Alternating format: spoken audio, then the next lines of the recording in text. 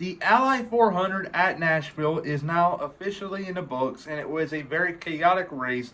Joey Logano won for the first time this year in a points-paying race. He is now in the playoffs, so no more talk about the bubble, if you will, for him. But at the moment, though, it seems like everyone below the bubble, like Bubba Wallace, Chase Briscoe, Josh Berry, Michael McDowell, Noah Gragson, Todd Gilliland, and the rest of the Slappies have to win a race. And could it be this weekend in Chicago, where it is going to be very chaotic? Last year we saw a rain, wet, pretty much wet race, and Shane Van Gisbergen won the race entirely. And could he do it this year again? Time will tell. But I am here today to give you all my full-on predictions, and who knows? Will I be right? Will I be wrong? We'll see. But enough said here, and on to the intro we go. I'm Chase Briscoe, driver number 14 Ford Mustang for Stewart Haas Racing, and you're watching William Blackwell on YouTube. For the last, I say, month and a half or so, give or take, the talk about the playoff bubble has been a hot topic. But with Joey Logano winning Nashville, it practically eliminates that discussion. He may say, William, what do you mean?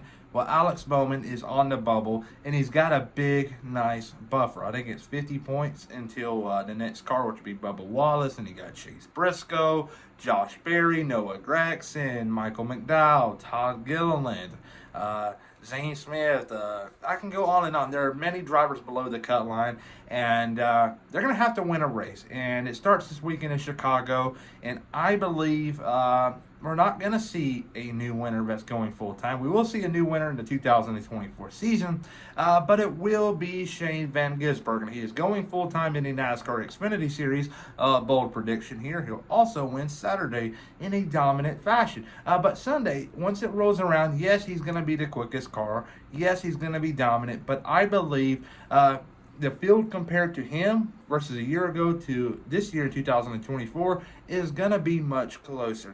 The field is getting to the point where they're starting to get on his playing field on road courses, and eventually he's going to be diluted when they come to road courses. Let's say in 2025, they'll be on equal playing terms. Shane Van Gisbergen raced a similar car like this, so that's why he had the upper hand last year on the Chicago street course, a big unknown. I believe he'll have the possibility to do the same this year, but next year may be a whole different topic and conversation. But Shane Van Gisbergen in the Kali car will go to victory lane, and for the time being, I got the 16 car. I don't know if he's racing the 13 or 16. I know Allmendinger may run it, but time will tell there. But second place, though, will be the 45 car, Tyler Reddick. Tyler Reddick has been on a hot run as of lately. And in my opinion, not a lot of people want to bring this up, but Bubba Wallace, yes, he is a very down-to-earth guy. I've had the privilege to meet him many times in the past. But as of lately, though, Bubba Wallace hasn't been doing very well. Yes, he obviously got a good run in Nashville. It was a fuel mileage race. You can counsel me all you want. Just look at the stats. Look at the stats. I just don't see like a scenario where if you put Josh Berry in that 23 car, he'll go to victory lane. Chase Briscoe in the 23 car, go to victory lane. Noah Gragson, go to victory lane. I can go on and on, the different drivers throughout the grid, and they can go to victory lane.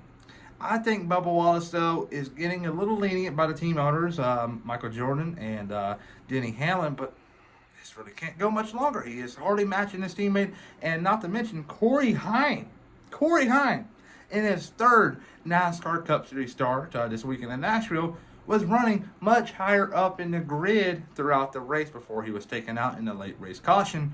And I just see Bubba Wallace being my big flop. But I got a little ahead of myself there. But Tyler Reddick, though, will finish in second place. Third place will be the 9-car Chase Elliott. And Chase Elliott, he's been so up and down this year. Had a chance to have a good run tonight in Nashville. I'm filming this on a Sunday night. But ran out of fuel and was an innocent bystander from another one's mistake. And just one thing after another tonight for everybody, it seems like, besides Joey Logano. But there you go there. Chase Elliott P3, turning around a horrible Nashville finish. But my big surprise will be Harrison Burton. He is running a lot better as of lately. He is auditioning for a ride next year. Who knows, for the NASCAR Cup Series, possibly Xfinity Series. I don't see him going down all the way to the Truck Series next year. So keep a close eye on that. I don't know really too much about Burton and his future, but he's doing a lot better, so that will help out in the negotiations. And my big flop will be Bubba Wallace. He is not good on road courses, and if I had to bet for Bubba Wallace to go to victory lane at some point before the playoffs, look at Richmond. I can see it happening there, and there are supposedly a lot of talks going on behind the scenes about the Richmond summer race to make it better. Where we see different tire strategies. I have seen a wild rumor, they call them rumors for a reason, but a wild one that it may have sprinklers on. That's pretty wild. But I've heard a lot of different things in the past, and I don't even want to buy into too much into this, but it's nice to know. But you heard it here first. Shane Van Gisbergen will go to victory lane this Sunday in Chicago.